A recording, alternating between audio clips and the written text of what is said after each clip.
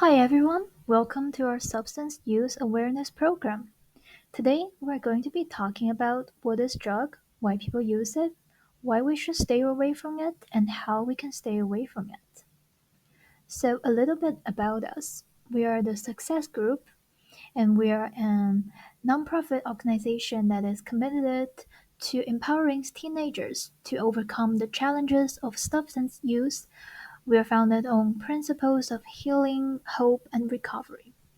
We serve as a guiding light for young individuals and their families, helping them navigate towards a drug-free future. Many of us have been led to believe that drugs are bad, therefore people who use drugs are bad, and we need to punish everyone for using any types of drugs. But maybe we shouldn't use a moral lens to judge and stigmatize people who use drugs. So what is drug exactly? There are many different types of drugs, like stimulants, depressants, cannabinoids, psychedelics, and opiates. Today, we're going to be focusing on some stimulants, depressants, and cannabinoids. So, stimulants are substances that increase arousal and stimulation. It speeds up messages traveling between the brain and body, and some of the examples are caffeine, nicotine, and cocaine. So, although the coffee we consume every day is not necessarily a drug, but the substance it contains, which is caffeine, is indeed a type of drug, and that is why coffee is addictive. Depressants are substances that reduce arousal and stimulation. It slows down messages between the brain and body. For example, alcohol is a type of depressants. After drinking, your mind may become unclear and your brain will not process the information as quickly as when you are sober.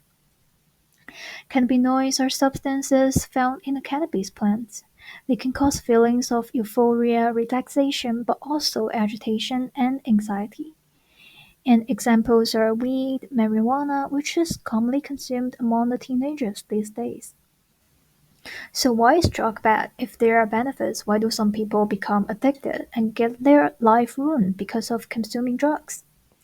Something we need to talk about is the toxic drug supply.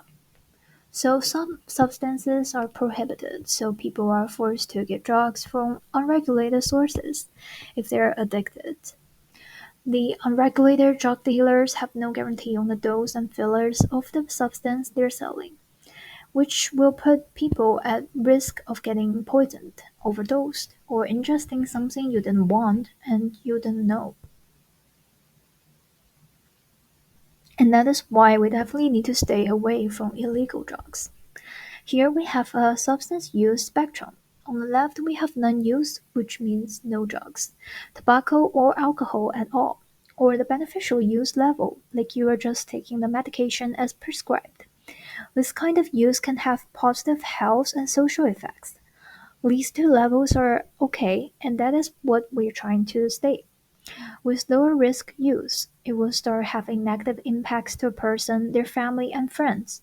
And when entering addiction level, which is also known as substance use disorder, it will affect your brain and involves compulsive and continuous use despite the negative impacts because you won't be able to control yourself. An important thing to note that is a person may move back and forth between the stages over time. So it is not guaranteed that if you become drug free, you will stay drug free forever. Both substance dependence and substance abuse are under the category of substance use disorder.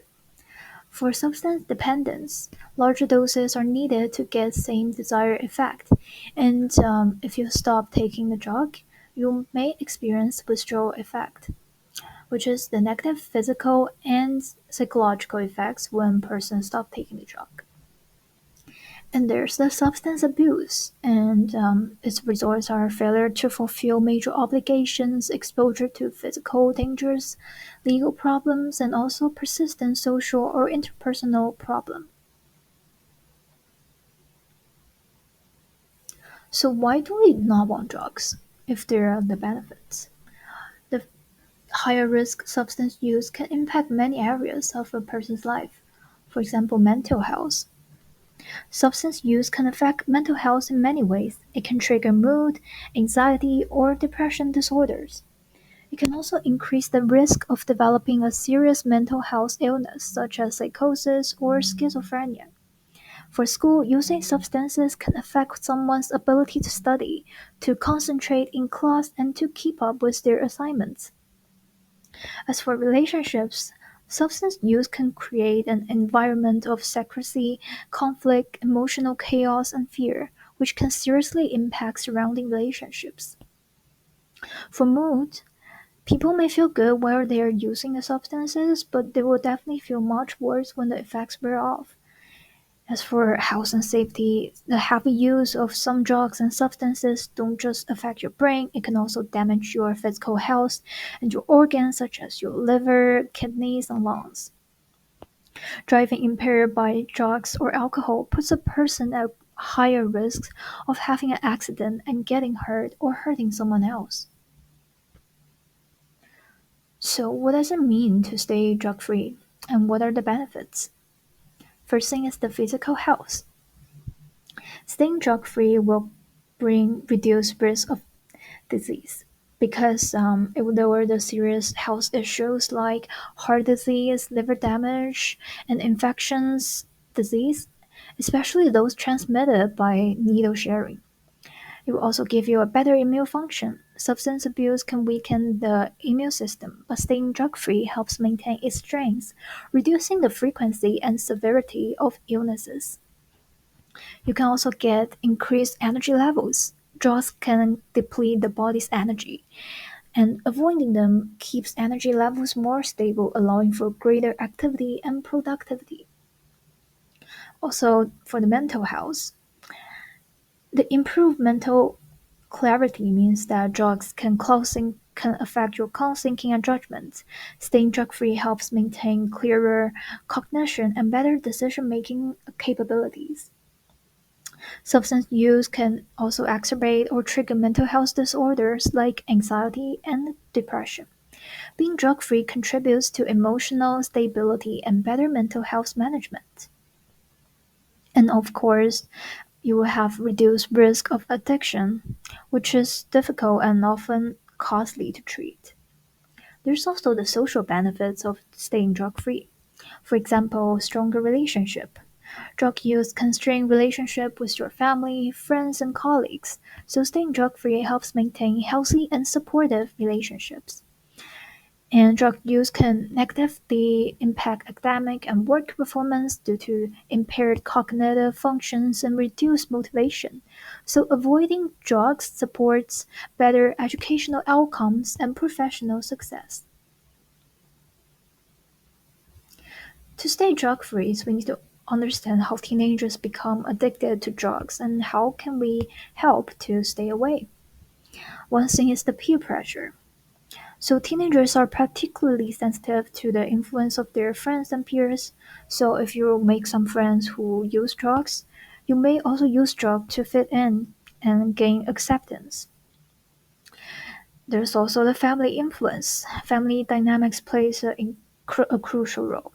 Exposure to family members who use drugs can normalize the behavior for teenagers. Additionally, lack of parental supervision or communication can increase the risk of substance abuse.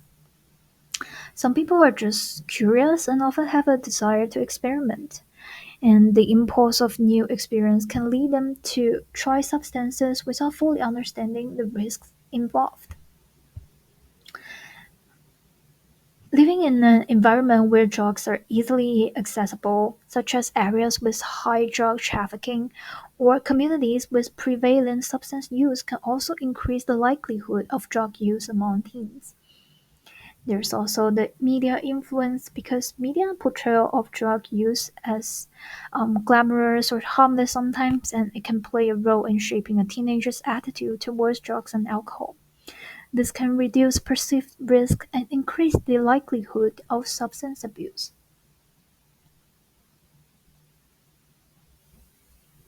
Considering all the negative impacts the drug brings to teenagers, we need to raise our awareness towards substance use and also build empathy so that we can help cultivate compassion and support for individuals struggling with substance use disorder.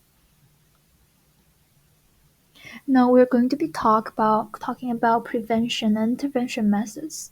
First, educational programs.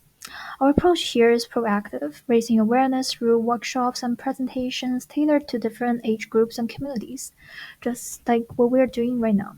These programs equip individuals with knowledge about the dangers of substance use and the benefits of staying drug free. As for early intervention, recognizing the early signs of substance use is crucial.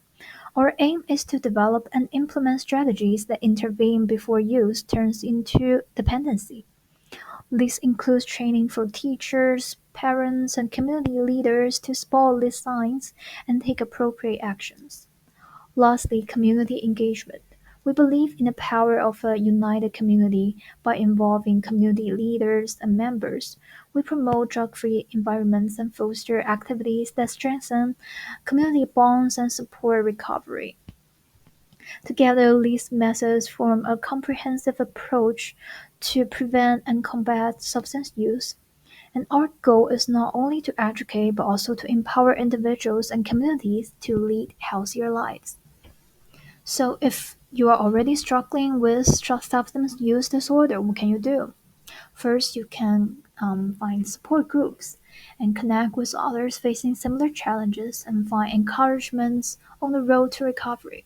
You can also join rehab to explore professional treatment programs that provide comprehensive care and assistance. For example, the behavioral therapy such as cognitive behavioral therapy, CBT, and motivational interviewing.